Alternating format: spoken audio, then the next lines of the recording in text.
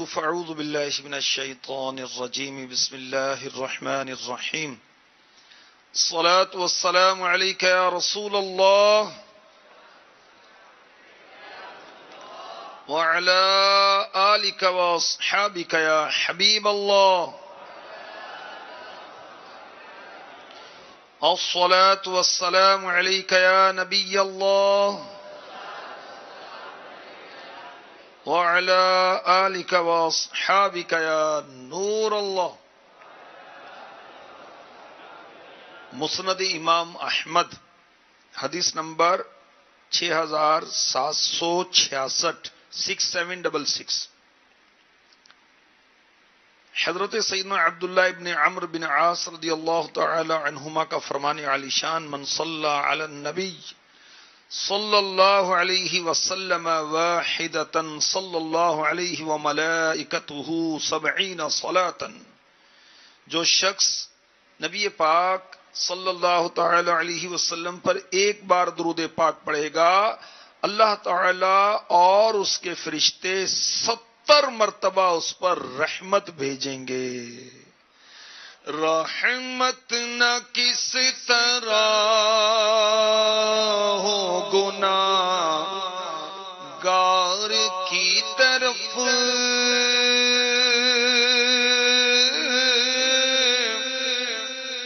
رحمت نہ کس طرح ہو گناہگار کی طرف رحمان خود ہے میرے طرف دار کی طرف رحمان خود ہے میرے طرف دار کی طرف.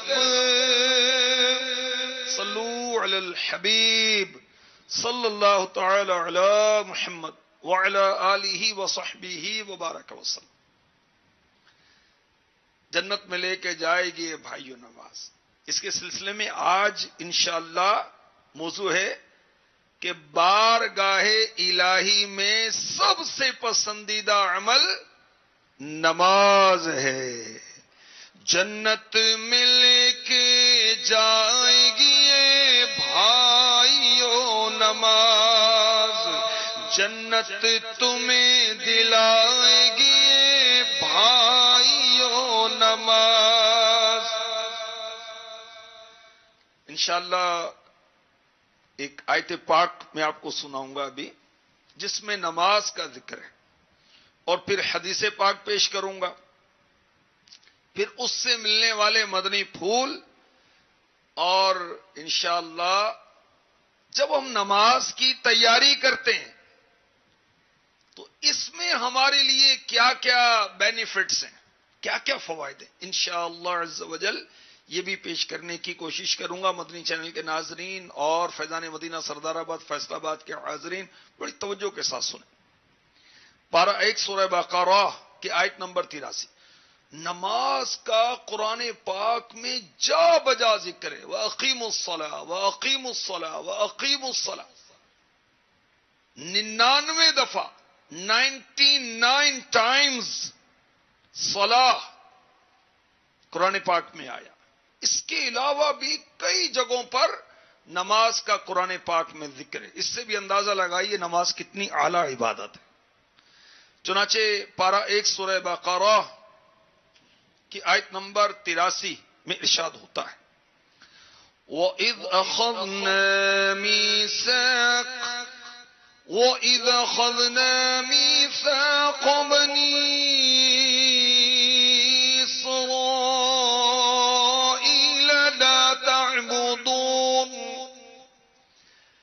لَا تعبدون إِلَّا اللَّهَ وَبِالْوَالِدَيْنِ إِحْسَانًا وَذِي الْقُرْبَى وَالْيَتَامَى والمساكين وقولوا للناس حسنا وأقيموا الصلاة وأقيموا الصلاة وآتوا الزكاة ثم توليتم إلا قليلا منكم وأنتم معرضون. اور یاد کرو جب ہم نے بنی اسرائیل سے عہد لیا کہ اللہ کے سوا کسی کی عبادت نہ کرو اور ماں باپ کے ساتھ بھلائی کرو اور رشتہ داروں اور یتیموں اور مسکینوں کے ساتھ اچھا سلوک کرو اور لوگوں سے اچھی بات کہو اور نماز قائم رکھو اور زکوٰۃ دو، لیکن پھر تم میں سے چند آدمیوں کے علاوہ سب پھر گئے اور تم ویسے ہی اللہ کے احکام سے منہ موڑنے والے ہو. بنی اسرائیل نے اللہ تعالیٰ سے پکا وعدہ کیا تھا کہ ہم اللہ کے سوا کسی کی عبادت نہیں کریں گے، ماں باپ، رشتہ داروں، یتیموں، مسکینوں کے ساتھ اچھا سلوک کریں گے، لوگوں سے اچھی باتیں کریں گے، ہم نماز پڑھیں گے، ہم زکوٰۃ دیں گے. مگر چند افراد، سم پرسنز کے سوا سب نے خلاف ورزی کی. تو اللہ تبارک و تعالی یہودیوں کو یاد دلا رہا ہے کہ وہ وقت یاد کرو کہ تورات میں یہ عہد تھا کہ اللہ کے سوا کسی کی عبادت نہ کرو، کیونکہ اس کے علاوہ کوئی عبادت کا مستحق نہیں ہے. ماں باپ کے ساتھ اچھا سلوک کرو، رشتہ داروں، یتیموں، مسکینوں کے ساتھ بھلائی کرو، لوگوں سے اچھی بات کہو، نماز قائم رکھو، زکوٰۃ دو. لیکن اسے قبول کرنے کے بعد ان میں سے چند آدمیوں کے سوا سب اپنے وعدے سے پھر گئے. تو اللہ تعالیٰ یہودیوں کو فرما رہا ہے کہ تم بھی اپنے آبا و اجداد کی طرح اللہ کے احکام سے منہ موڑنے والے ہو. تو بنی اسرائیل کے جو یہودی تھے، دور رسالت کے جو یہودی تھے، اللہ کے احکام سے اعراض کرتے تھے اور پھر جاتے تھے. اچھا، اب ہم غور کریں، ہم مسلمان ہیں اور مسلمان ہونے کی حیثیت سے ہم نے کلمہ پڑھا، تو نماز، روزہ، زکوٰۃ، حج، اللہ کی فرما برداری، رسول پاک صلی اللہ علیہ وسلم کے احکامات کے مطابق زندگی گزارنا، اللہ کے حقوق، بندوں کے حقوق، اس کی ادائیگی کی پابندی کا جو عہد ہم نے اللہ کے ساتھ کیا، کہ ہم اس کو پورا کر رہے ہیں. غور تو کریں. تفسیر نعیمی میں مفتی احمد یار خان نعیمی لکھتے ہیں، یہ احکام بنی اسرائیل کو دیے گئے تھے مگر ہم سب مسلمانوں پر بھی لازم. وَأَقِيمُوا الصَّلَاةَ وَآتُوا الزَّكَاةَ، نماز قائم رکھو اور زکوٰۃ دو.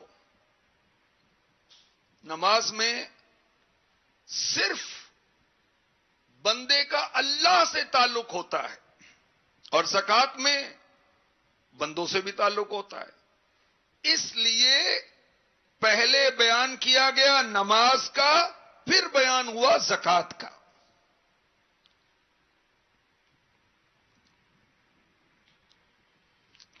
اللہ پاک ہمیں پکا نمازی بنائے اور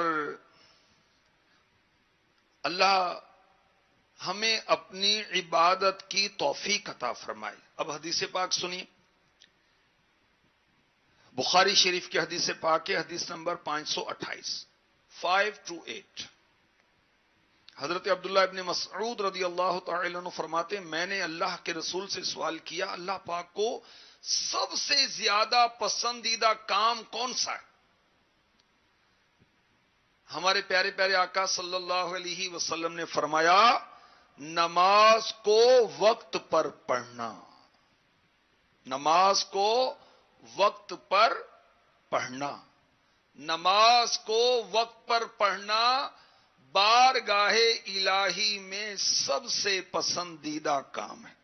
حضرت عبداللہ ابن مسعود رضی اللہ تعالی عنہ فرماتے میں نے پوچھا پھر کون سا عمل؟ فرمایا ماں باپ کے ساتھ نیکی کرنا.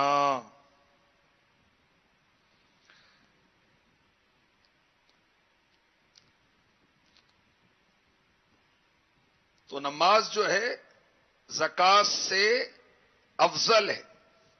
نماز بدنی عبادت ہے، زکوٰۃ مالی عبادت ہے. ہمارا بدن مال سے افضل ہے نا، تو بدن کی عبادت بھی مالی عبادت سے افضل ہے. اور نماز جو ہے امیر غریب سب پر فرض ہے. زکوٰۃ غریبوں پر نہیں، صرف امیروں پر ہے. نماز میں ہر عضو کام کرتا ہے، سر سے لے کر پیر تک. زکوٰۃ میں صرف ہاتھ دیتا ہے نا. نماز روزانہ 5 بار 5 ٹائم، اور زکوٰۃ سال میں 1 بار. نماز براہ راست ڈائریکٹ اللہ تعالی سے تعلق رکھتی ہے. زکوٰۃ کا تعلق فقیر کے ذریعے سے اللہ سے ہے.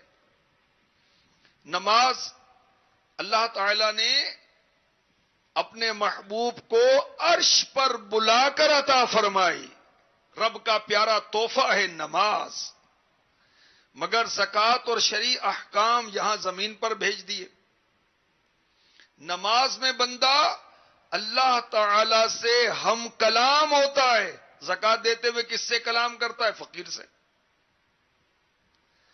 تو بندے کو چاہیے صرف نماز زکوٰۃ پر ہی قناعت نہ کرے، بلکہ اور بھی بھلائی کے کام کرے. اور نماز جو ہے یہ یاد رکھیے کہ اسلام کے بنیادی احکامات میں سے ہے. ہمارے آقا صلی اللہ علیہ وسلم نے فرمایا اسلام کی بنیاد 5 چیزوں پر ہے. نمبر 1، اس بات کی گواہی دینا کہ اللہ کے سوا کوئی عبادت کے لائق نہیں. نمبر 2، محمد صلی اللہ علیہ وسلم اس کے بندے اور رسول ہیں. نمبر 3، نماز قائم کرنا. نمبر 4، زکوٰۃ دینا. نمبر 5، حج کرنا اور رمضان کے روزے رکھنا. اسلام یوں سمجھیں کہ ایک خیمے کی طرح اور چھت کی طرح ہے. اور یہ 5 چیزیں جو ہیں یہ پلر ہیں اسلام کے، ستون ہیں. اس بات کی گواہی دینا کہ اللہ کے سوا کوئی عبادت کے لائق نہیں. ہمارے آقا صلی اللہ علیہ وسلم اللہ کے بندے اور رسول ہیں. نماز قائم کرنا، زکوٰۃ دینا، حج کرنا، رمضان کے روزے رکھنا، یہ ستون ہیں. اب ان ستون جو ہیں، جو 5 ارکان ہیں، اس کا کوئی انکار کرے گا اسلام سے خارج ہو جائے گا. اس کا اسلام گر جائے گا، منہدم ہو جائے گا. اللہ اکبر. اللہ پاک ہمیں نمازی بنا دے. ہمارے آقا صلی اللہ علیہ وسلم نے فرمایا جو شخص نماز کی حفاظت کرے اس کے لیے نماز قیامت کے دن نور ہوگی، دلیل ہوگی، نجات ہوگی. جو اس کی حفاظت نہ کرے، نماز اس کے لیے قیامت کے دن نہ نور ہوگی، نہ دلیل ہوگی، نہ نجات ہوگی. اور وہ شخص قیامت کے دن فرعون، قارون، حامان اور ابی ابن خلف کے ساتھ ہوگا. تو نماز پڑھنی ہے، کہیے انشاءاللہ. ہمیشہ پڑھنی ہے، صحیح پڑھنی ہے، دل لگا کر پڑھنی ہے. اسی کا بار بار قرآن نے حکم دیا، وَأَقِيمُوا الصَّلَاةَ وَأَقِيمُوا الصَّلَاةَ. جب قبر میں پہنچیں گے تو نماز کی روشنی ہو جائے گی. نماز کی برکت سے قبر میں روشنی ہوگی. جب پل صراط سے گزرنا ہوگا، 30,000 سال کا راستہ ہے پل صراط کا، وہاں روشنی نہیں ہوگی. مگر جو نماز پڑھنے والا ہوگا اس کی پیشانی جہاں سجدے کرتا تھا وہ ٹارچ کی طرح چمکنے لگے گی. اور نماز جو ہے اس بات کی دلیل ہے کہ یہ شخص جو ہے مسلمان ہے. قیامت کے دن سب سے پہلے سوال کیا ہوگا؟ نماز کے بارے میں. اگر کامیاب ہو گیا تو انشاءاللہ عز و جل آگے بھی کامیاب ہوگا. نمازی کا حشر کس کے ساتھ ہوگا؟ قارون کے ساتھ، فرعون کے ساتھ، حامان کے ساتھ، ابی ابن خلف کے ساتھ. ابی ابن خلف یہ بدبخت وہ ہے جس کو غزوہ احد میں میرے آقا علیہ الصلوۃ والسلام نے قتل کیا تھا. اور یاد رکھیں بے نمازی کا حشر کافروں کے ساتھ، مومن نمازی نبیوں کے ساتھ، صدیقوں کے ساتھ، شہداء کے ساتھ، نیک لوگوں کے ساتھ. بے نمازی کافر نہیں ہوتا. تو بے نماز کو قیامت میں کافروں کے ساتھ کھڑا کیا جائے گا.